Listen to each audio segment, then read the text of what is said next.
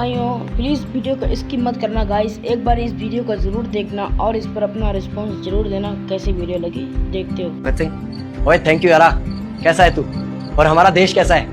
वैसा ही जैसा आप छोड़ के गए थे। यानी कि हम अभी भी अंग्रेजों के गुलाम हैं? नहीं, अंग्रेजों से तो हमें 1947 में आजादी मिल गई थी। अच्छा, तो अब तो हमारे अपने लोग देश चलाते होंगे ना?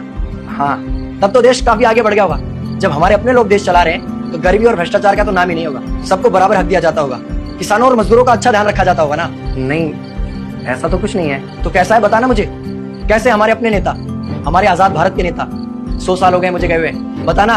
हमारे अपने नेता वो तो अपनी जेबें भरने में लगे हुए हैं। आने वाली 7 पीढ़ियों को नहीं बल्कि 700 पीढ़ियों को ना कमा कर खाना पड़े उस चीज के इंतजाम में लगे हुए हैं। तो तुम लोग क्या कर रहे हो और हमारे देश का युवा क्या कर रहा है?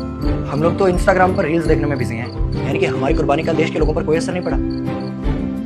देश के लोगों में कोई देशभक्ति नहीं, कोई देश प्रेम नहीं, ऐसा नहीं है। आपके लिए और देश के लिए बहुत प्रेम है भारत के लोगों के दिलों में। हर 15 अगस्त और 26 जनवरी को तिरंगा फहराते हैं, पूरे जोश के साथ भारत माता की जय बोलते हैं और आपकी डीपी भी लगाते हैं। और भारत और पाकिस्तान के क्रिकेट मैच के दौरान तो हमारी देशभक्ति पीक पर होती है। तुम इसे देशभक्ति समझते हो? तो फिर क्या है देशभक्ति? अगर तुम्हारी देशभक्ति समाज को सुधारने में, गरीबों को अच्छी शिक्षा या बराबर का हक नहीं दिलाती तो कोई काम की नहीं है तुम्हारी देशभक्ति। भ्रष्ट नेताओं और सरकार के खिलाफ आवाज उठाओ, लोगों को एकजुट करो। लेकिन अगर हमने सरकार के खिलाफ आवाज उठाई या नेताओं से सवाल पूछे तो हमें एंटी नेशनलिस्ट कहा जाएगा या हमें गद्दार करार दे दिया जाएगा। तो डरता है। 23 साल का था मैं जब अंग्रेजों ने मुझे फांसी पर चढ़ा दिया। मुझे तो आतंकवादी कहा गया था। अगर अब नहीं जागे तो ये देश सोता रहेगा। ये सरकारें, ये नेता देश को बेच खाएंगे।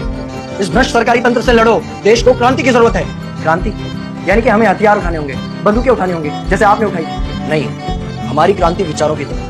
जब अंग्रेजी हुकूमत ने हमारी आवाज नहीं सुनी तो हमने और जोर से आवाज लगाई और अपने विचार रखे। और क्रांति केवल सत्ता को बदलने तक सीमित नहीं है बल्कि इस भ्रष्ट अन्यायी तंत्र को जड़ से उखाड़